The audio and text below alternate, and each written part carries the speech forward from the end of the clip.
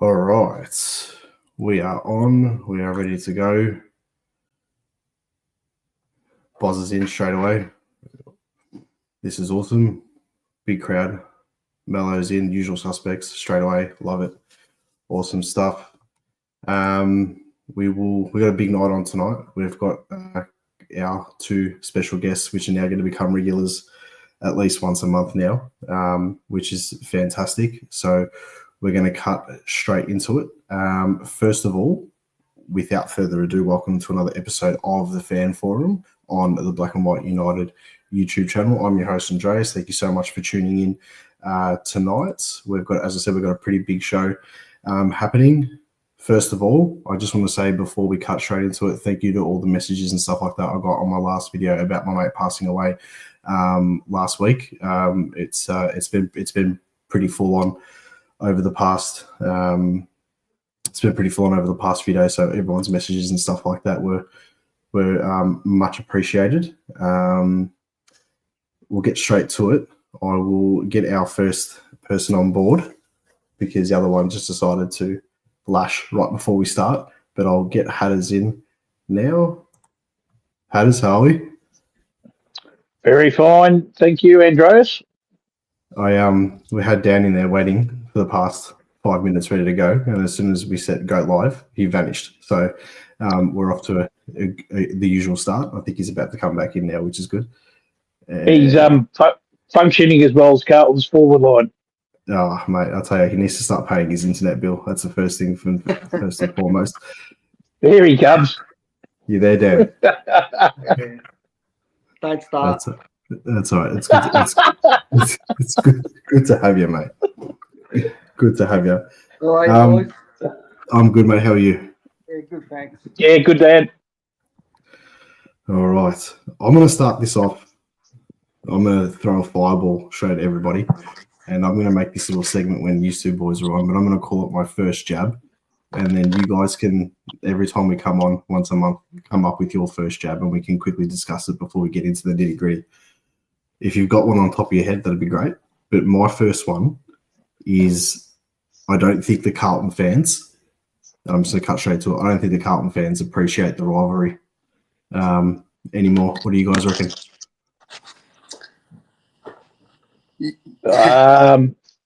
Well, it depends. Looking at it on the social media side of things, I think a few of them are still right into it. But I think they've almost got to the stage where I think a lot of them have just given up. I mean, you look at Friday night's crowd, 75,000. It was a Carlton home game. Old Muzzer put out the call saying that they were going to fill the stadium and they were going to beat Collingwood. Well, he was wrong on both parts. I think there's probably a lot of those Carlton supporters who are just so hurt and stung by their woeful performances, and they just couldn't bear seeing us flog them, and they just didn't bother turning up.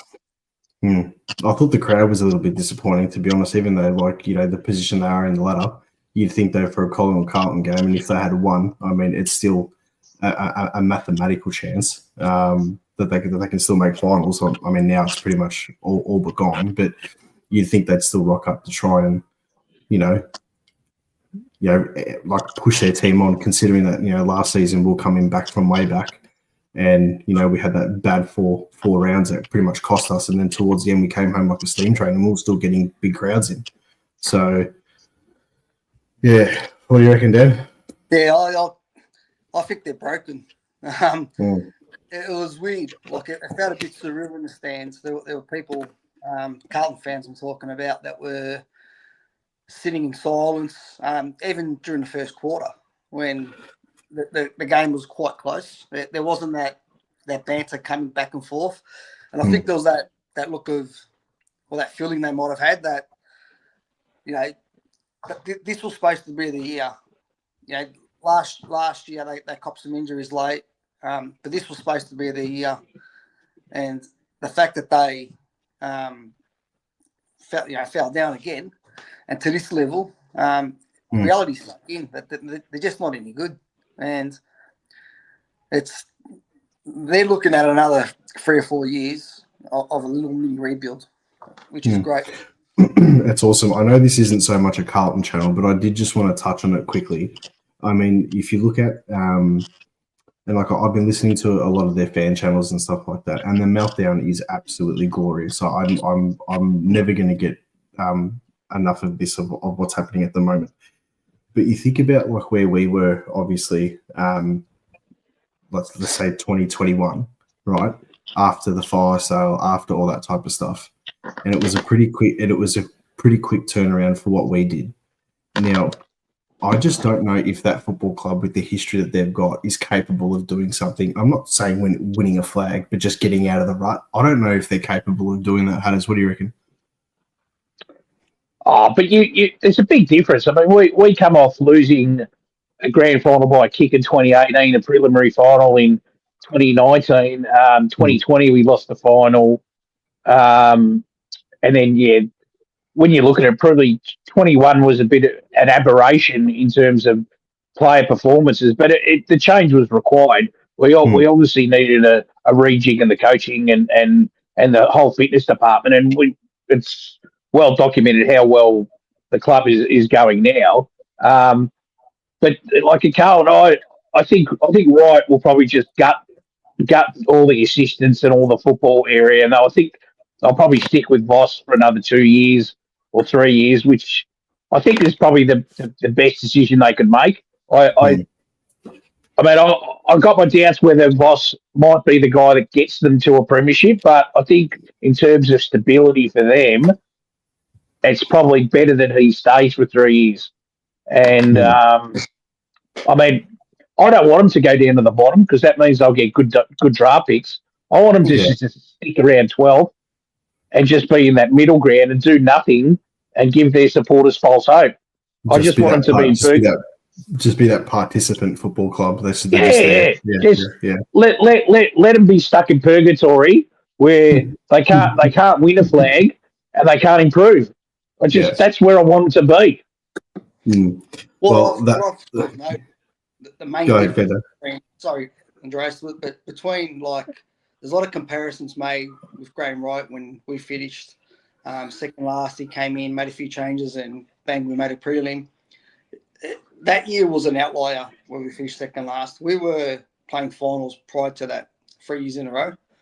And the other component is we've got leaders on field, leaders like Pendlebury, Sidebottom, Howe, Moore, and so forth. The names are there.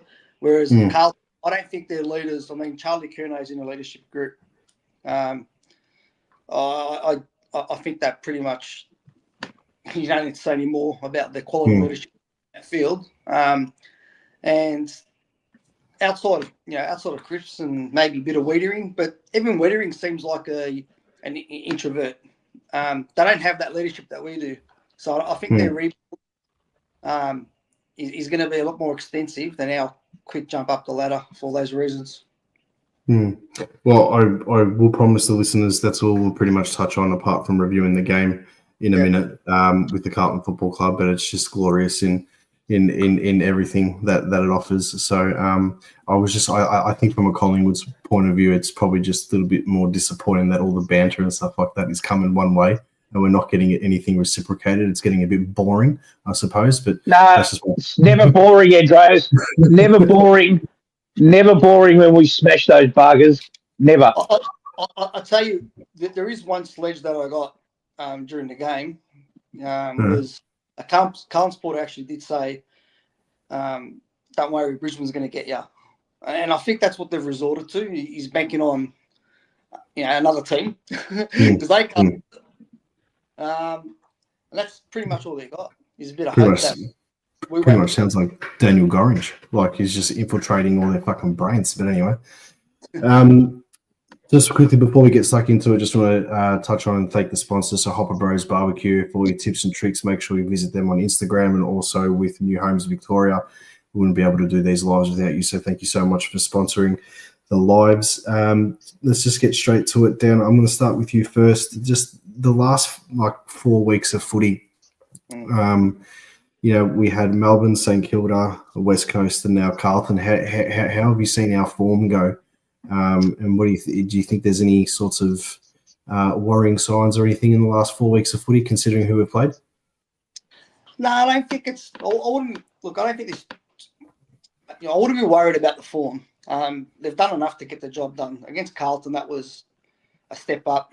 And what to me is that this team sort of needs, well, doesn't need, but they really look forward to the rivalry. Fly does a great job of building up the rivalry. Getting up. I mean, playing West Coast at Marvel, playing St Kilda at Marvel, and obviously Melbourne playing their grand final against us. It's one of those sort of periods where you just bank the wins, and as Fly said, you don't worry about getting pretty points. You want 4 points. There's no style points that you can get out of the game. What I did like about the Carlton game in particular was there's a few areas of concern that I touched on prior to you going on your holiday. Was Elliot, does he play better without McStay in the team? And Quaynor and Darcy Moore's form, all three of them, all those issues, they were pretty much put to bed. McStay had a great game, so did Jamie. Moore is back to his intercepting best, and Quaynor is, I think, the last 3 or 4 weeks is really his straps. So they're the main areas that I was impressed with against Carlton. I think the good thing is with Quaynor, he hasn't really racked up major disposals. Like he hasn't had a game where he's had like 20 or 30 disposals coming off the half bank or from back pocket or anything like that. But every time he's got the ball, he's just the quality of the disposal, the quality of the decision making, the importance of the intercept mark has just been exactly what we needed at that time. Whereas if you look at this time last year, I felt like he was just all over the shop. Like he was caught out in the wrong positions. He was dropping easy masks. His decision making was a little bit off. He looked a little bit lethargic when he was playing footy. But I mean, his improvement, and I think having someone like Dan Houston in the back line has obviously helped out. I know Houston hasn't set the world on fire, but if you look at the games, all the games he has played with us, especially the game against Carlton. Off the top of my head, I think it was around 15, 17 disposals or something like that. But he used the ball so well, and he did what he needed to do during that passage of play. And I think everybody with the Dan Houston argument, just to touch on it quickly, Hadge, before I jump to you, I find that everyone's expecting him to be the Dan Houston that he was at Port Adelaide. Now, I can understand it to an extent, but the role that he's got in the side, we don't need him to be that run with player that busts through packs like Josh is doing and the big kicks, whatever it is. Dan's just doing his thing on the opposite side, and you've got the guy who's being really like Josh Dacos, who's a daredevil who will go and he'll attack, and Houston's just controlling everything, even when he hasn't got the ball. What are your thoughts, Hatters? Yeah, you pretty much nailed it there with Houston. I think because we obviously gave up a first rounder for him, or was it 2 first rounders? The expectation that he was going to get 30 possessions a game. But if you actually have a look at the overall stats, Collingwood's probably one of the lower possession teams in the competition. So we're more about quality and efficiency, and you can see that especially in the third quarter. I think we went our first 10 entries into the forward 50. I think we got 7 goals. So it's just all about efficiency, connection, and for a guy who's come across from a system at Port Adelaide where I think he even mentioned that was basically he could run around, do what he liked. He's fitted so well into our system, and the important thing is he's improved Quaynor as a player. He's improved Maynard as a player. He's helped Frampton, I think, a lot too when Frampton's played there.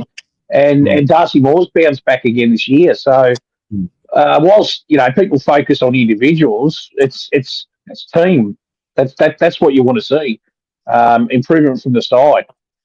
So just going into obviously the game against Carlton, now that we're obviously sort of still on this topic, the first quarter, I felt as if the first quarter, obviously it was relatively even. I was expecting probably a bit more from Carlton because they usually come out the first quarter and they set the world on fire, and then you don't see them pretty much for the rest of the game. What were your thoughts sort of going into halftime? I forgot how much we're up by halftime, but we kicked that goal before the siren and stuff like that. What were your thoughts, Hatters, around the halftime mark? Did you think that we were in really good control of the game, or were you expecting something a bit more from Carlton, especially in the start of the second half? Realistically, I thought they'd thrown all their punches in the first quarter. They were probably lucky to be as close as what they were in at half time. That McStay mark and goal right on half time probably would have been just a little dagger for the Blues. I know that their supporters seemed, pretty wilted by that, and no doubt their players. And what we turned on in the third quarter was just exquisite. So, Dan, I want to ask you about that third quarter. Tell us what your thoughts were. Do you reckon that was probably one of the best third quarters we've had in a long time, considering that our third quarters this year have actually been pretty decent? Yeah, look, it's, any team that kicks, I think it's 8 goals. I guess one of the things I liked about that quarter was not so much what we did in terms of putting the score on the board, is our defensive efforts. Our defense still, they showed a stat, which I know wasn't fair. Quarters are last. It was like 3 minutes to go, and the game was over. And Dan McStay runs, on the mark and actually smothers the ball. When nothing kicked, the kick was going to go nowhere. The siren was about to go, and he's still going to the last sort of part. In terms of that third quarter, is our defensive efforts. I just like the fact that Quainer and Moore were just intercepting everything, and that was 2023 all over again, and that was the main thing. Seeing Tom Mitchell get those clearances as well.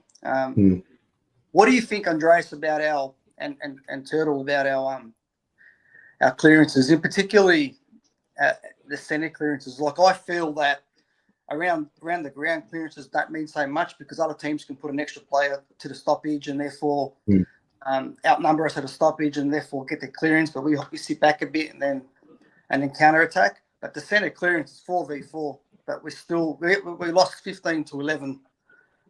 What are your thoughts? Like, I know Mitchell was in there, and as well as Long.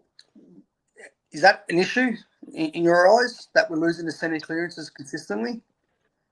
Go ahead. I think this week it was an improvement, but I think it's how you defend those clearances that from the opposition when they come out as well. Because you look at Melbourne and Carlton, they generally sort of win the clearances, but a lot of the time it's just sort of dump kicks to like either the opposition's half back line or sort of 30 metres out from goal, and the other teams rebound from it.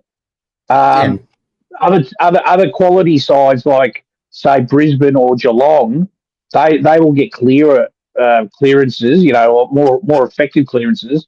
So we're going to probably, if we play Geelong, Mitchell may have to play actually to reduce the number of their clearances, because like that game where we did actually lose to Geelong in that last quarter, they just continually got the ball out of the middle.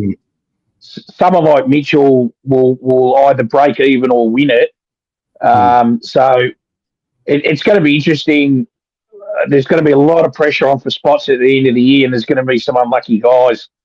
Yeah, I've got this feeling that it's going to work with the Ned Long and the Tom Mitchell component in the side. I felt as if, obviously, like at the start of the season when Long started breaking into the team and doing what he was doing, especially like, the games against like Sydney, Gather Round and Hawthorn the week after and stuff, and he cemented pretty much his spot into the side up until that point. Like with Tom Mitchell coming in, I just felt like it added that little extra dimension to our game where we didn't have to rely on players like a Pendles at times, like, Ned Long, even to another extent, Nick Dacos, where I think Nick Dacos is better receiving the handball as opposed to getting the hard ball, get inside the pack. And I'm not saying he's not a contested ball winner, he is, but his strengths are obviously that getting that hand pass out.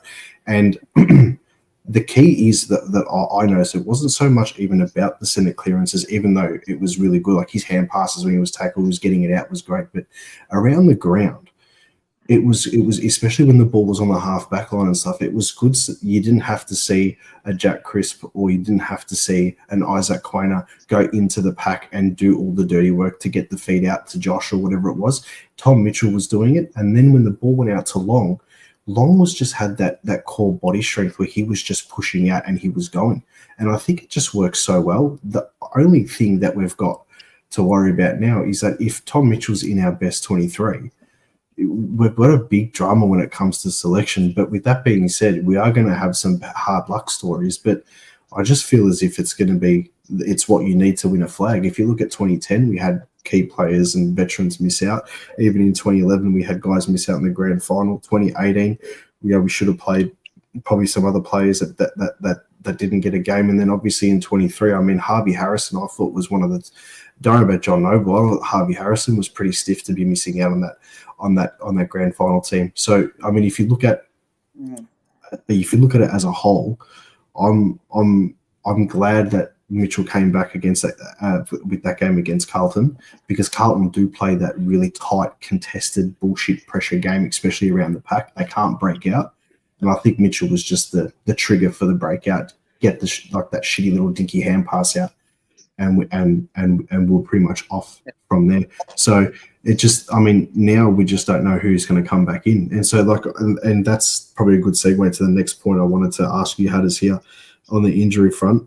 Before we look into the Suns game, what do you reckon some of the changes might be this week coming in? Well, I think looking at the injury report, Schultz has to get through the game. Who else was there? Well, obviously, if Bobby Hill trains, hopefully tomorrow, he might be one that comes into the side as well. There's a few guys apparently with flu. Sidebottom's back, he's okay, but Josh and Nick have got the flu, and apparently Darcy Moore's got the flu as well. Mm-hmm. So it'll be interesting to see whether they train tomorrow. So that will obviously affect selection. So yeah, it could be quite a number of changes again this week. Yeah. What are your thoughts on? Do you think that we missed like Bo McCreary's presence around the ground? Not so much against Carlton, because obviously it wasn't the highest level of opposition, but the games that he's been missing, I've just felt like it's just that extra pressure around the footy that we've, obviously in the second half against Carlton, we ran away with it. But that first half, I think if we had someone like a McCreary in there, I think it would have been an even bigger ball game to us. Yeah, look, our Mosquito fleet, Bo, Schultz, and Bobby, all haven't played the last couple of weeks. It definitely showed up again with the Eagles game. I mean, look, second half was pretty good, but we played 4 tools, which I wasn't a fan of. But it was the week to experiment and to reward Westy. But I guess my decision and my concern with this Mitchell Long thing, I want Mitchell in the team. I still think both of them can play, but it's not so much my concern around them is around Sidebottom, because Sidebottom sort of had had a year and a half playing inside. So if you get Mitchell in the team, keep Long in there, does that push out Sidebottom back out to a wing or something? And does that his impact? I mean, we know he can play wing because he's done it for decades and been a star at it, but it's a big. The next 7 weeks, we've got a few injuries. The good thing about our 6 players that are out injured is that most of them, bar I think for Degawi, are all back next 2 or 3 weeks. Yeah, so what you're in the last month of the home and away season, the last 4 weeks, you want to start working out these selection dilemmas and get a system right, because I don't believe you can play Mitchell Long and Sidebottom in terms of midfield rotation, centre square, because Pendlebury as well. He can't do it because he's obviously a centre square player. So it does throw out the mix a little bit. we've pushed Cripps out to the wing this year, and Bill's gone in, and that's worked wonders. But what are you guys' thoughts on Mitchell Long and that effect on side bottom? Well, I think it's going to come down to if there's another injury or so. Because, I mean, if you put Steele side bottom into that team against Carlton, you would assume obviously Steele doesn't get a game. Rose sort of doesn't get a game, and then you put someone like Steele side bottom in, and then you get to see sort of how that rotation works. Yeah. I don't know if it's going to be such a bad thing because Steele can still play on the wing. Steele can play. You don't want him to play halfback. He said on the couch last night that he started playing on the halfback and stuff like that, and then pretty much got kicked out. But then it's like, well, what happens in the back line? Because then if you add Billy Frampton comes back in from injury, then obviously the whole complex of the back line sort of changes. So again, it's a squeeze for spots, and then potentially you could work it with one of them being the sub. I'm still of the firm belief that come to finals time, if you can't fit everybody in, then Tom Mitchell is a fantastic sub to have. Because, if he then injects into the midfield, you've got so many other players around the midfield that can play dual positions. So Steele can go on the wing, Steele can go on the halfback. You can probably change Pendles around too if you need to. Yeah. Nick goes on the halfback and then comes in as that fifth midfielder in the stoppages around the ground. So there's a whole dynamic there that they can probably work with. So I still think it can work. But at the same time, it's just if you throw Ed Allen into that there, well, I'm playing those three before Ed Allen, even though he's been playing really well in the side. And then you got to look at somebody else and this is actually what I wrote down. I wanted to ask Hatters, what do you reckon about Lockie Sullivan? I mean, I saw a stat today that says that every game he's played for us, pretty much, or every game he starts for us, we've won. He's a bit of a secret weapon in himself. Yeah. I think unfortunately for Lockie, if Tagoe gets back at the back end of the year, he's going to be the one that gets squeezed out for Tagoe. Touching on what you were saying earlier, guys, about whether you can play side bottom, Long and Mitchell, I sort of projected forward and did my finals 23 squad, and it's going to be, I think Tagoe will be your perfect sub coming off where he's coming from. And it'll be a flip up in terms of form and also matchups, whether it'll be Long or Mitchell. I haven't got both of them in my side. I think you look at it. Mitchell goes very well against Lockie Neal. He might do a similar sort of job on Max Holmes. But maybe against the Crows, who have got a sort of different sort of midfield, maybe Mitchell might not be as effective. So might be a bit of horses for courses there. It probably will depend on the actual matchups and who we're playing against. That will probably be the final straw, I reckon, just to make sure that we've matched up well. Yeah. Which is like real, like you're saying, it's going to be so tough because like Long's played so well all this year, but like if Mitchell in these last 6 weeks puts in a great block of form at this right time of the year, and Long has one or two bad games, he's going to get flipped out. But that's the ruthlessness of professional sport, unfortunately. I just want to quickly, before we move over to the Gold Coast game this week, I just want to quickly touch on some comments because they've been coming in thick and fast, and we've been getting pretty in depth.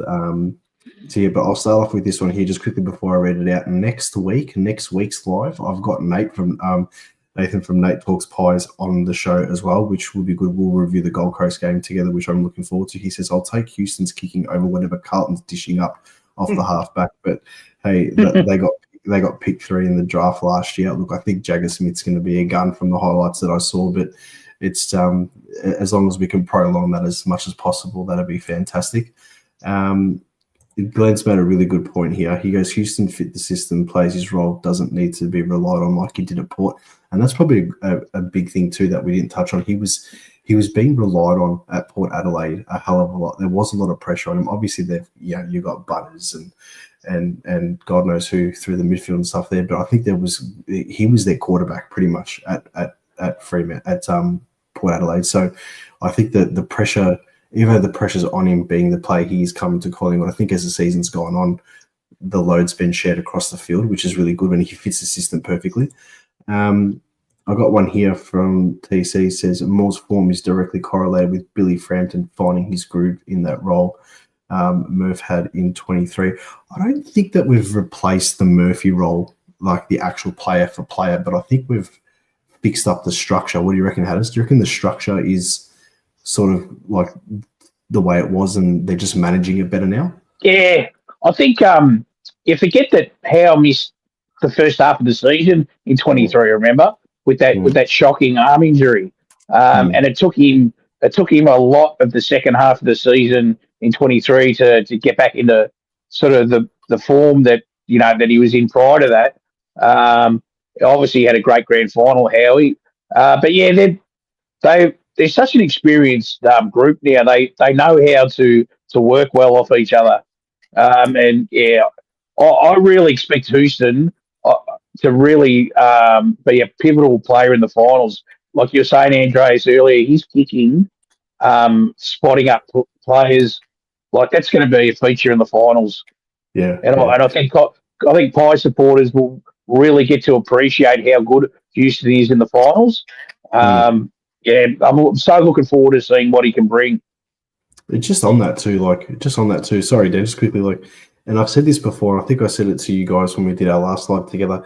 You look at a player like Lockie Schultz, and even though he's a different position, I think it's like carbon copy. It took a while for him to adjust into the system. And then you look at his last few games last season, and then and he was still one of our most important forwards last season, even though he didn't have the Fremantle season that we were expecting from the year before. You look at the way he's adjusted into the system now, and he's only played, I think, 6 or 7 games this year or whatever it is, and he's still ranked up in the top 5 pressure forwards in the competition, and he's just adjusted to the system perfectly. Dan, I wanted to ask you something because I know we've had discussions about him in the past. What do you reckon of Pat Lipinski's game against Carlton and his kick into the forward line? He's ranked number 1 in kicking into the forward 50 in the competition. He's been huge. I remember a couple of years ago, Fly said he's our best kick, especially delivering. But he's really stepped up in the absence of Bo and that and Bobby and Schultz over the last couple of weeks. But he's a high half forward that can also go onto the wing, and he's kicking along with Houston. Heading into our forward line is great. He's not going to be the hard ball getting contested ball winning machine, but all he's got to do, and he's doing it to perfection, is use his run, because he runs all day, and use his skills and hit up our forwards. If you're a forward and you see Pat coming at you, your eyes will light up, because he just when it was a kick where he took a mark just inside the square, and it was a contested mark too, I think, and he's laid the ball in between 4 Carlton players straight into Jamie Elliott's chest. Yeah. There's only a few people that could do that in the league, let alone in our team. So he's as I said, we've got players that whether it's Darcy or Quain or whether it's Lipper, they're getting back to their 23 form. And also exceeding it in some cases. So that's only gonna it's cream, because we've got natural improvement from other players, and getting those players, getting back to their peak form. This is the time to do it as well. Just as they were saying on SEN, I think it might have been today or yesterday when I was on the way to work. I think it was Gary Lyon that said it, that Lipinski's got this innate ability that even when he's on a run, running on sort of that half forward flank wing position, he's got the ability to hold the footy a little bit longer before it hits his boot, and he's able to pull the kick a lot better than a lot of other players. So you know what I'm trying to say? He can, and I've seen it, and I think when he was struggling with a little bit of form this season leading into, like, I think it was around Anzac Day, just after Anzac Day around there, he got the ball on the half-forward flank and he went to do it and he shanked his kick a couple of times. You know, when he gets on the half-forward flank and he does that short 45 into the hot spot in the forward line looking for like a McStay or a Mycheck or whatever, or a Jamie Elliott. But he's perfected that now. And I've noticed it too. He's got that kicking action where he sort of holds his kick a little bit and then as it hits his boot, he's still working out, I'm going to direct it here, bang, and it goes. Like, and it's just, I can't remember a player that we've had that's been able to do that. And I think the game against Carlton, that kick to Jamie Elliott, I know exactly which one you're talking about. It was just, I was thinking. Taking a penalty. They saw players where they just hold and wait for the keeper to move before they make before they do that. I mean, that's what he's doing in the footy sense. He's waiting for the. In some cases, he's putting the ball, and the forward's not even realising where the ball's going to go, but he puts it where he wants the forward to run to. So yeah, he's pleasantly surprised me this year. Just before we move on to the Suns game, Hatters, I just want to touch on one player that we don't give enough credit for. He's the silent achiever in our side, and I thought his game against Carlton was. I think so far his whole year's been pretty good, bar the odd game here and there. But Jack Crisp against Carlton, his game, like just getting the ball and just the decision making, the 1-2 side steps and stuff like that. I mean, he's the last few weeks, I think he's taken his game and not even dominating in the possessions. He did obviously against Carlton, but how have you thought his season's going? I mean, I think he just gets it because he's such a consistent performer with us and he's there every game. It sort of goes unnoticed or whatever, but I think we're starting to notice his impact in the side. I think you look at Crispy, historically, his record in finals in big games is unquestioned. I think some of these, you play against West Coast or, Secured or whatever, and he might not have the influence. I reckon he's the type of guy that really gets motivated by like a big challenge. And he stood up again. That brilliant goal he kicked in the third quarter, and then just smiled at all the Carlton supporters. It was just glorious. I think he's maybe 2 or 3 games away from actually 250 games in a row at Collingwood. So that's like another milestone he's going to tick off. We've just lost Dan. That's all right. I think we can still hear him. Are you there, Dan? There he is. Back. There he is. Fucking he's just you just know that whenever there's a big rival or a final that Chris is going to stand up. It's just he just to play the amount of games he's played in a row and at such a consistent level. I don't think he's underrated from Collingwood supporters. I'm not saying that he's underrated at all. I just think that in the scheme of things, when you look at the stars that we've got, like the Dacos boys, Pendles, and then obviously the attention with Tom Mitchell coming back in and De Goey missing out and Hill missing, and all these, and Dan Houston coming in the side, and there's all this talk about other players. Like you don't hear anything about him, and he just goes on and he does his job. And I think now the football world is really starting to notice because his year's been phenomenal. Just a couple of other comments we've got here. Mick Saka, this is a funny one. He goes, I can't believe I thought Titch was finished with Long's immersion. So obviously he's a bit of a Titch fan. And then we've got here Ultimate. Sean said, he goes, we shouldn't forget that this is Long's first year in doing this role full time. It's a difficult and taxing role. Getting Mitchell as a partner in crime will give some more stability and he can guide. I think also too, Long can actually shut down a player. I don't think Mitchell's probably got that aspect of his game coming into the twilight years where I think Long can. What are your thoughts on that? Yeah. I don't know. The 23 grand final, Mitchell's job on Lachie Neale, who's a superstar, Lachie Neale. Yeah. Like there's I reckon you can count on your hand the number of times in the last 100 games where Lachie Neale's had a poor game.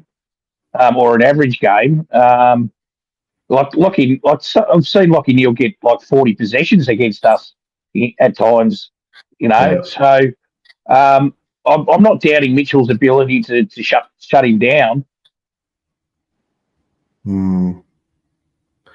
I'm just worried about his speed more than anything now. Probably coming into the later years, that's probably the only thing I've got a question mark over. But with that being said, if you're getting the ball in the middle of the pack and you're dishing it out, you don't need to worry about that.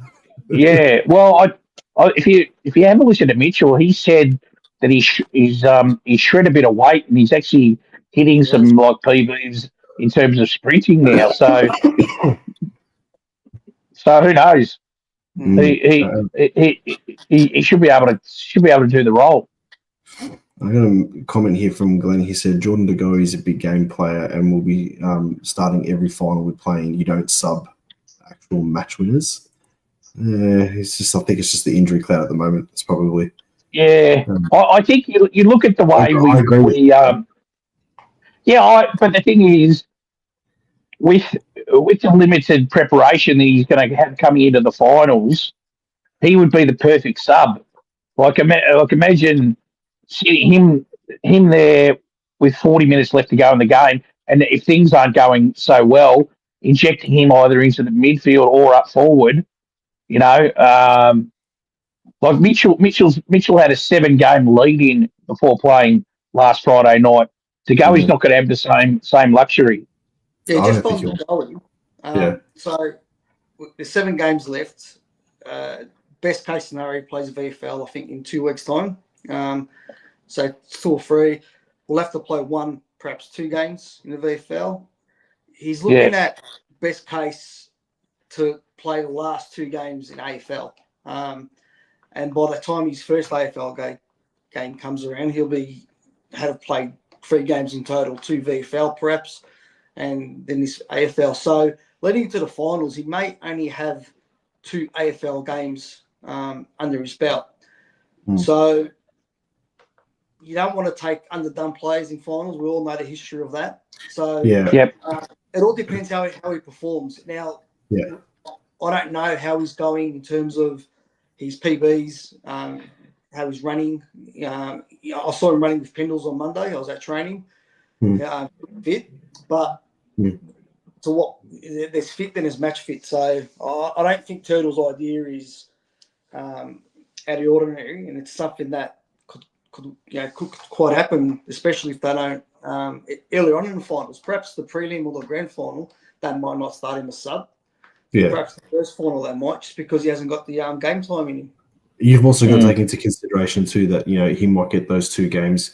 If we go on that path that you've said, he gets those 2 games, which will be against what is that? Is that against Melbourne?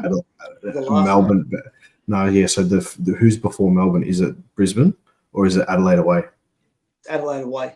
So you got to take him to Adelaide away to play that, which is a pretty heated, contested game. Then, regardless of the result, you bring him in against Melbourne, which we should be okay with. But then you've got the week off, so then you haven't got that continuity. So you'd probably want to get those VFL games under your belt if he does go into the 2s. Like Mitchell did. On the flip side, he can have 1 game in the 2s, plays all right, and then he comes straight back in the week after, and then he builds up within the AFL system. Just a question. Hey, just got it. Oh, yeah, go, Dan. Sorry, guys. With if our VFL team make the finals during that bye week, our VFL plays a final. Does the Goey, is he eligible for that because he's only played X amount of AFL games? Do you guys know if that's the case? Because I think if your AFL team is alive, you can play anyone in the finals. I'm pretty sure. Yeah, I don't think there's a qualification. I don't think it's like local community footy where there's a qualification where you got to play like 4 to 6 games. Yeah, as long as your AFL team's still playing, you can play at a lower level. But what actually, like the finals bye, if there's a VFL final that weekend the pre-finals bye. Oh, okay. As in just to get in something. Yeah, I don't think you could, because the players are still going to train. I mean, they're not going to have the week off doing nothing. They're going to go full pelt match fitness at training. So, I mean, I suppose you could. It's whether you want to risk him into full match contact or not, and then instead of just doing more of a simulation at training leading up into the final. No doubt he's watching. Hey, Boz, if you're watching, can you look up the VFL fixture and see when that season finishes compared to the AFL season, and let us know, because that'll be a factor as well, whether the fixtures marry up. I think Nate actually said it here. Actually, let me just show this comment here. He goes, only 4 VFL games after this week, 3 VFL games. Then there's a Pies VFL bye for our round 23 game versus Adelaide. If Jordan De Goey isn't back by the Adelaide game, then not sure we risk playing Jordan De Goey. I'd still play him, but you're pushing the time frame big time here. Yeah. That's why Turtle's idea about potential sub, especially in his first final, is not a bad one. You like 7 weeks sounds like a long time, but when you marry up his comeback game and what you got left, he's running out of time. That concussion really did hurt him. I think too, though, if it is going to depend on who we play in that first qualifying final, whether we finish first or second. Because let's face it, not to sound too arrogant for the non-Collingwood supporters that are sitting on the couch now watching this, fucking getting all fucking antsy and shit. We're going to finish in the top 2, so we are going to get the home qualifying final. So I think it more just depends on who we play against as well. With Jordan De Goey leading into the finals, like if we play against an Adelaide at the MCG, I mean, I think Jordan De Goey is made for that, like something vicious. But then if you played against someone like even a Geelong, I still think he suits that bursting speed, sort of coming off the half forward line or even in the forward pocket if you put him in the forward line. So I don't know. I'd still play him regardless, even if you have to start him as a sub. Just depending on obviously what his build up was towards those games. So let's get into the Suns game. Just quickly before we talk about us in Queensland, Dan? What are your thoughts on the Suns so far this season? On how they're going? Have you watched many of their games or anything, or what's your thoughts? Yeah, I have. Look, they've dropped a few games. I think they lost to Richmond, and they've lost a few games in Melbourne that you would think that they would win. At home, they've been pretty solid. This will obviously be a very difficult game. Depending on, I know there's some reports tonight, like Moore's got the flu, so's Josh, and Nick's also battling it. Now, whether it's a beat up or whether or not they're all going to play, we'll wait and see. But we'll wait until selection. But I think the main thing with the Suns, and the good thing about the Suns game is because it's pretty much it is a sellout. Most of the supporters there are Pies supporters, so it does feel like a home game for us. Well, it's school holidays too, so families are going up with their kids and God knows what there too. I'll be there, so I'm looking forward to it. But look, their midfield it comes to mind, like Rao, Anderson, and the other component would Miller as well. Yeah, no, Anderson. Yeah, the other component is Ben King, obviously. Now, if Moore's out and Frampton's out, that becomes an issue, a major issue. So, but I think, barring they're bedridden, they should get up and play. But also, I don't know what Flyers' mentality is in terms of managing players, resting players, because effectively we can lose 3 games out of our last 7 and still finish top 2. So whether or not he goes down a path of managing quite a number of players, saving them from all, I don't think that's in his armour. But I mean, what do you guys think about his mentality going into this game in terms of selection? I reckon they'll pick pretty much their strongest team, and I think you find because obviously the weather's a lot better up there. I think everyone's going to travel. Like Pendlebury and all that. I'd be surprised if he rested because he loves the warmer weather up there.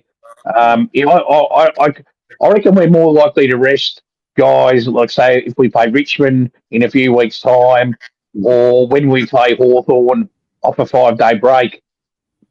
I think that's round 21 or 22. But yeah, I reckon if we could win this game, that'll just give us like an even extra buffer on Gold Coast and these other sides, to give us even more flexibility in terms of resting guys later on. I feel like I feel like if this game is very dependent on the news that's obviously been broken in the last hour or so, or last 2 hours, with obviously the players getting sick and whatever it is. If we are to rest those players for like the illness side of things, hypothetically, then I think we, like as a supporter, I'm going into this game thinking that this is probably the one that we're going to drop. With that being said, though, if we don't and we play everybody, I'm convinced that we can run away with this quite easily, regardless if it's over there or not. I think we're a much better balance. I think we're a much better balanced side than them. The outs that we've obviously that we're talking about now, with adding to the players that are currently already out, you're talking about half your starting 18 here on the field. So obviously, then you're playing against a side that's obviously fighting potentially for, to stay in the finals and with their game in hand. I mean, if they win almost all their games, they can still finish top 4. You know what I mean? So there's a chance that we could play them in a qualifying final. You know what I mean? So I think that there's more on the line for them in this game than obviously there is for us. But I don't know about you guys, but have you noticed that every time that we've travelled, almost every time we've travelled this year, it's been like backs against the wall stuff. Like there's been something that's happened. Like you look at the game against Freo. We had all these outs and stuff like that, and we came out and they beat us in every single stat around the whole game, around the whole ground, and we still beat them. I just feel if this could be another one of those sort of scenarios, but we won't know obviously until Thursday when the sides are, or Wednesday when the sides are selected. So, what are your before we get to the margins and stuff like that for this game? Is there a particular player who's out this week that you definitely want to bring in besides Still Side Bottom, who's a given? Is there any other player that's out that you definitely want to bring in for this game against Gold Coast? Yeah, I really want to see Schultz back. I think apparently it's going to be about 10 or 11 degrees by the time the game starts, so quite a bit cooler on the Gold Coast than what it normally would be. So it might be a bit dewy and greasy. So having that extra small forward up there at Carrara might be beneficial, having Schultz there. What do you reckon, Dan? Yeah, he comes straight in. He's declared fit. Just got to get fresh fit training tomorrow. But yeah, he comes in. The other one that I'm looking forward to bringing in, hopefully, obviously besides Slowbottom, is depending on. I want Parker to stay in because I actually don't mind he's run off the halfback, and what that might allow us to do is change a few things further up the ground. Because if we're going to trial Titch, Long, and Slowbottom, we might be able to play around with a Slowbottom elsewhere and so forth, and then bring a crisp. So I think Parker's one of the few that I would like to stay in the team. What do you reckon, though, Dan? Like, do you reckon Markov plays this week against Gold Coast or not? No. I think, look, between Markov and Parker, I do like Parker because I think his foot skills are underrated. I really, really like that kid. I was impressed with Still's game, the first gamer. But it's going to be hard work for him to keep his spot. As the players start sort of the dribble of the players starting to get back into the side. Is he going to make this cut for the next one sort of thing? I'm talking about Parker in a sense if Josh Dacos doesn't get up. That sort of sense. They're the kind of sort of decisions that I would be looking at. If everyone's fit and firing, I think the changes will be simple. But depending on who's not available. All right, so Hatters, tell me, what are your predictions for the Gold Coast game with the news that's obviously broken and stuff like that? But let's just assume that we've got our best possible side on the park, regardless of who's in, who's out. How do you reckon we'll go? Collingwood by 7 points. Oh, yeah. You can't see it. I've written here, you can't see it because of something, but I've actually written here Pies by 6 points. That was my prediction. Yeah. I reckon with the way the conditions will be, I reckon it'll be a bit of a tight sort of game. And given, like, obviously McRae knows the Hardwick system and vice versa, I reckon there'll be a lot of there'll be very much a tactical sort of battle. They both know each other's strengths as coach. So it's going to be a really interesting game. We'll obviously have to combat some of their bigger forwards. But I still bank on us being able to just eke out a victory. Dan? Yeah, look, it all depends on selection, but if all things are equal and no one misses due to illness, and side bottom Allen and Schultz come in, I don't think it's going to be a game that we're blown away. But I'm thinking if it's going to be about 24 points, I think I honestly do believe that we're a couple steps above what Gold Coast can dish up. I know at home they're a harder sort of task, but I honestly do believe we have a great record up there, and for that reason, we do well. No, I'm looking at the game last year that we played. I know that we're a completely different side to them, side to what we were last season. But last season's game, we were hanging on, by the skin of our teeth, sort of thing, and we actually hit the front. And I felt like we hit the front against them. I think there was still like a minute 30 something remaining. It was like we hit the front with that kick from I think it was Kruger scored the goal to put us up. And it was like we probably just hit the front with the comeback a little bit too early, and then Gold Coast were obviously able to score and get us right at the end. I do think though that being in the position that we were last year and being able to take it up to them the way that we did under a bit of pressure and without a lot of our stars, I reckon that if we have a full side in this game, we should run away with it. I'm saying the Pies by 6 points purely because I've just got this thing when we play against sides that have a real dominant tall forward. Obviously, Bulldogs, you've got Sam Darcy. Carlton, you've got Kerno. But with that being said, we've taken care of him the last few times I've played him. I don't want King to have a field day. I think if we can stop the delivery from the midfield, from your Andersons, your Millers and stuff like that, getting the ball to King, and we can really match up well with him, and we can limit his scoreboard pressure.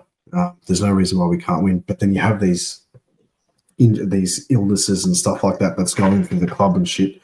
I mean, you lose those players, and I think it's a different kettle of fish. I think then we're going to be digging a little bit too deep. With that being said, but can you imagine if we've lost all these players and we've basically got our VFL team going up there and we knock them off? That'll be just that'll be even better. The one player that scares me from the Suns, he reminds me of a young DeGoey. Is that Humphrey guy or Humphreys? Yeah. Yeah. Gun. Oh, he's a gun. He's the type of guy. Well, you hope Quainer sort of can put him in his place, Dan. Yeah, that's the matchup that I want because you give him half a sniff, he can damage it. He can put two. He's very much in the mold of a young DeGoey. I like that kid, but look, if they show up and our team will get stronger than last week, I can't see why we this is not a 4 or 5 goal margin, but travelling away, conditions, you just don't know. It how to be right, but we'll see. And I hope one thing too. I hope none of the Collingwood supporters boo Johnny Noble. I know he's left the club, but he did leave the club. He did leave the club for family reasons, and he missed out on that premiership, which he probably almost deserved to play in. So I hope there's no dopey Collingwood supporters booing Johnny Noble on Friday night. It's gonna happen. You know what's gonna happen. Like you just, I mean, I remember back in 2000 and I think it might have been 2013. I think it was the year after Sherrin Wellingham left, and we played West Coast at the MCG, and Shaz had a pretty bang average game, and we ended up beating West Coast. And when he got the ball, the Collingwood fans were booing, and I'm thinking to myself, like, are you serious? I'm not saying this because I've had him on the show before, but I was like, are you serious? You know, he's been part of a premiership. He's played in a losing grand final with us. He was the fabric of the Molehouse era at Collingwood. You know, part of the fabric, and you know, he's left obviously for family reasons. He left to go back home for his mum at the time, and he said that on the show. And I'm thinking to myself, you know, why on earth would you boo him? That really pissed me off. So I mean, you know that there's going to be Collingwood supporters that are out there that, you know, you get a few beers into them and stuff like that, then are going to give it to him. But I'd just prefer if we could just stick to the Ollie Henry abuse at Geelong for missing his mum for, you know, being 45 minutes down the road. So I think that's probably the best one to go for. So Dan, you'll go into the game on Friday night, you said? Yeah, I'll be there. I won't be booing Noble, that's for sure. No, look, I'm looking forward to having been to that ground before. You'll love it, Dan. It's a great experience up there, the footy.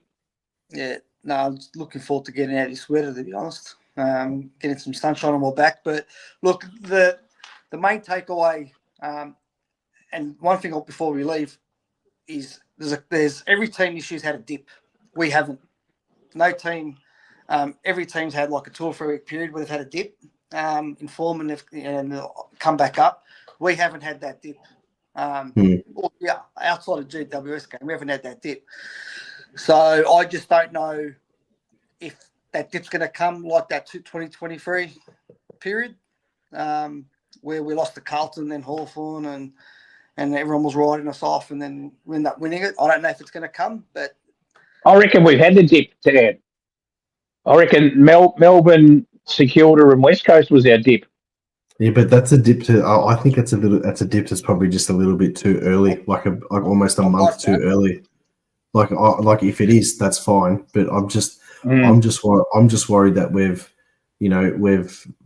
I'm not going to say peaked. We haven't peaked because we haven't got the personnel on the team. But even if say later in the year, say we lose to Brisbane or Hawthorn, or I don't know, even drop the last game against Melbourne, I don't think that'll be a dip. That'll be just a case of Fly sort of managing the team and them trying a few things because we've got points in hand. One thing I know with this side is I've got a lot of trust in them. Like in 2023, it was like, oh yeah, this side's just emerging. But like now, I go to the game thinking, I know what these guys are going to do. Okay, TC's put a comment here. I am reading the comments as I'm going because I don't want to miss anything but I was going to bring this up obviously with the Hawthorn and the Carlton comment that you made about the dip in form. We did increase our training loads obviously in 2023 leading up into that period, and I think the players were a little bit burnt out, and then obviously we kicked up again. We had that win against Geelong by 8 or 9 points, and then we dropped the game to Brisbane by 24, but that was at Marvel, so no one cared about that. And then we played against Essendon that last game, and we kicked 10 goals in the first quarter, and we completely blew them out the water. Now, like it says here, the dip will come and they'll go into that mad heavy load training in a few weeks. Do you think they're going to do that? Do you think they're going to have another heavy training load coming into it with the players that we're trying to manage? Because we're in a different position to what we were in 23 in regards to the demographic of the side and the injuries that we've got at the moment. Yeah. The training programs will differ. So what they did in 23 will be completely different to this time because of the age profile of the group as well. Like they're not going to go flog Pendlebury and Howell and so like that. I mean, the level of what Jared Wade will be dishing up. God, the guy's an absolute gun at what he does. But they'll have a planning. But the thing that we're doing now that we didn't do in 23, which is why we're in a better position, and why I'm not sure this dip will come, is because we're actually like Hal was the sub against Carlton, taking him off. We've rested Pendles, we've rested Sidey. Yeah. We've had like little niggles where we're missing Bobby Schultz and Bo to go out and play all year. So we've got they missed 6 or I think 8 weeks. We've had players that have key players that have missed chunks. My check missed a week or 2. So, and now we can manage players in game. In 23, most of our games were going down to the last 2 minutes. Yeah. Not so much this year. So when you're 30 points up plus in the last 10 minutes of 15 minutes of the last quarter, you can pull some of your experienced players off. So we're in a far better position, in terms of loads and so forth than what we were in 23. But I think the dip, if it does come, is mental, because how can you your 3 games clear on top? So you get down to the last 4 games and you can't finish anywhere else but top of the ladder. Hypothetically, that is, if we win the next couple. You play those dead rubbers in your head, sort of thing, they're coming effectively into dead finals. rubbers. Yeah. And you don't want to go down the track of managing players, like resting half your team the last couple of weeks, because you want some sort of momentum. Continuity. As I was going to say, you're going to flirt with form, the continuity of the team. You want to have that game against pretty much, the Brisbane, Adelaide, Melbourne games, towards the end of the season. You want to play almost in your full strength side into that. Maybe the Melbourne game, you can probably, take a few out here and there. But the game, the travel to Adelaide, you're playing against Brisbane at the G. We've got a healthy record against Brisbane lately. I mean, you want to try and get, because they're and I say this with no disrespect to Melbourne, but I'd say this because of Brisbane and Adelaide. They're finals teams. They're teams that you're going to probably have to come across at least one of them coming into the finals. So you want to play your best team to really get a good gauge of where you're at. That's why I'm not big on the whole resting players leading in. I would rest players, like Hadda said before, the 5-day turnaround against Hawthorn. That's a perfect opportunity there. And then probably the game against Richmond, if any of the older boys wanted to have a bit of a rest, and you could probably bleed someone like a Di Matteo into the midfield then, just to try and give him a little bit of that experience. Also considering the injuries that Richmond have got too, they're probably going to be missing some of their stars coming forward. And thank God, I know it's Richmond, but geez, Tom Lynch isn't playing, so he usually turns into Wayne Carey against us, which is nice that he's not playing. Look, I remember Matthew Lloyd saying, I think it was classified last night. He said the most bizarre game he's ever played in was 2001. It was the last game. The Essendon Richmond game, yeah? Yeah, he goes, yeah. I thought like he said, we were trying. Like I thought we were trying. We lost by 10 goals. They played them a week later in the finals and won by 10 goals. And he goes, we all thought we were putting in effort, but mentally, they're probably that's my biggest concern going into the not concern. It's my watch to see how we manage these games mentally. So, but they've got a plan. They'll have a plan. So, just before we wrap it up tonight, I did want to quickly talk about something that's not particularly Collingwood related, but just 2 issues that have been floated around, obviously in the media at the moment. One, obviously, is the wild card round for finals. So obviously it'll be 7th versus 10th and 8th versus 9th to get those final 2 spots in the finals, and those games will be played on the bye week before the finals. Like if you had to put it into this year's calendar, that's when they'll probably play them, which would be very interesting considering if they did bring it in this year, but then you've got to play Essendon and Gold Coast again as the Cyclone rematch game or whatever. But then also this whole thing about this mid-season tournament, so basically making it like an FA Cup sort of style thing, middle of the season and stuff like that. What are your thoughts on that? I'll go if you had us on those 2. I reckon that mid-season tournament thing is the biggest load of crap I've heard. I reckon they've just floated that so that then they can bring in the wild card round, because it's the lesser of 2 evils. They put up two kite flying expeditions in terms of what they might do. And they'll think, the wild card round is not such a worse option compared to the other one. The fans will accept that more, which, I mean, I think it's rubbish. I mean, you play 23, 24 rounds for a reason. There's a ladder for a reason. I mean, at the moment, what is it, Carlton or Port Adelaide would be playing the 7th side. I mean, realistically, they would get absolutely crunched playing who's seventh at the moment. It'd be like a GWS, or it'd be like even if like a Hawthorn or the Bulldogs, if they dropped a couple of games and they finished.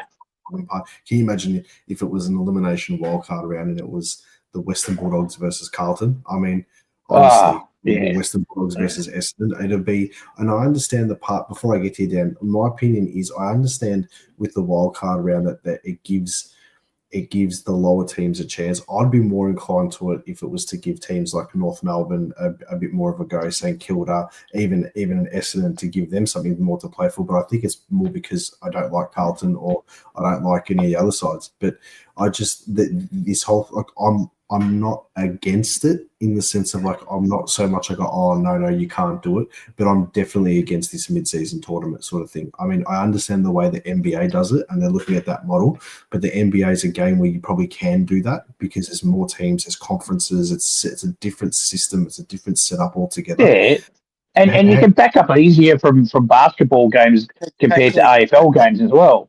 Yeah, I know. Yep. I mean, they had that. I think it was back in the. How many games did they play in a season in the basketball? It's like 80. It's over 100, isn't it?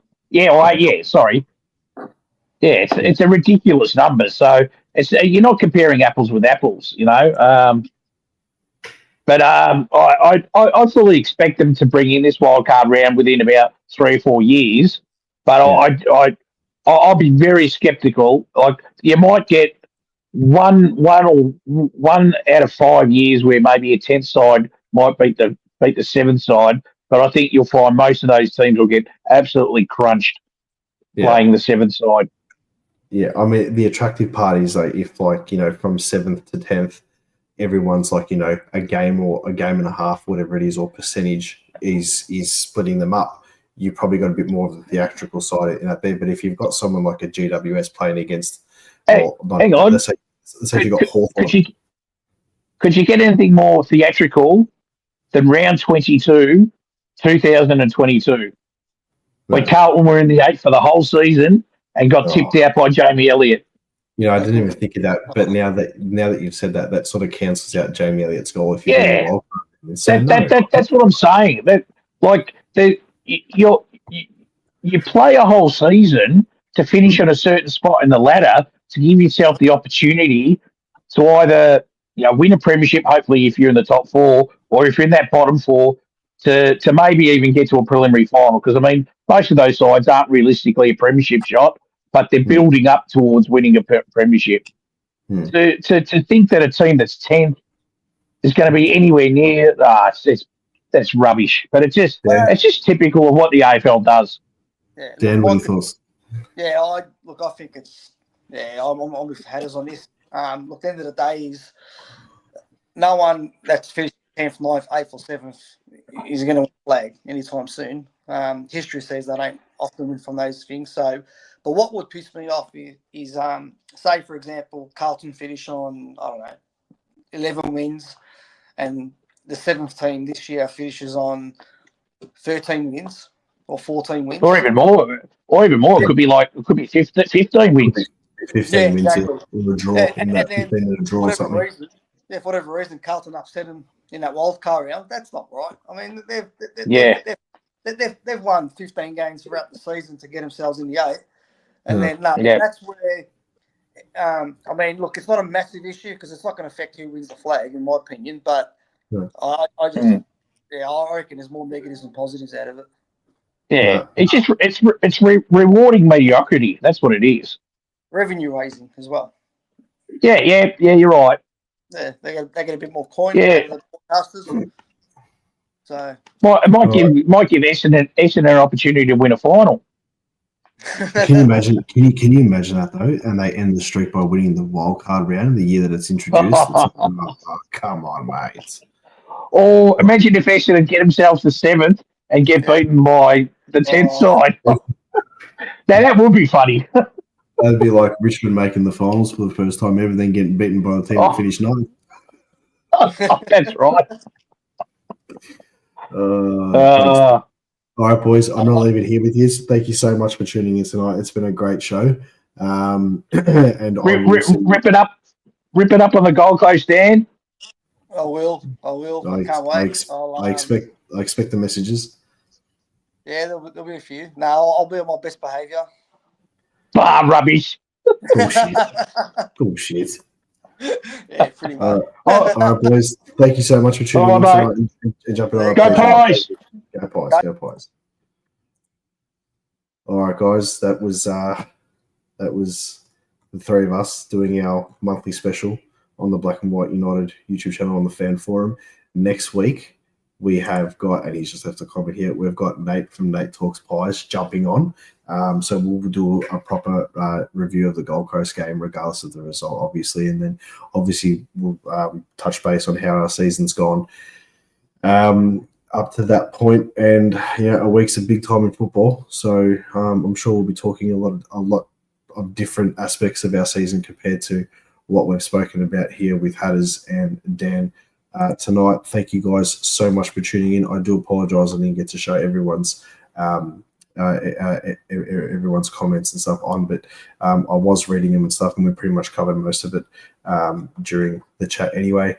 I appreciate you guys for tuning in. Make sure you drop a comment. Make sure you tell me what you think. And as always, go Pies.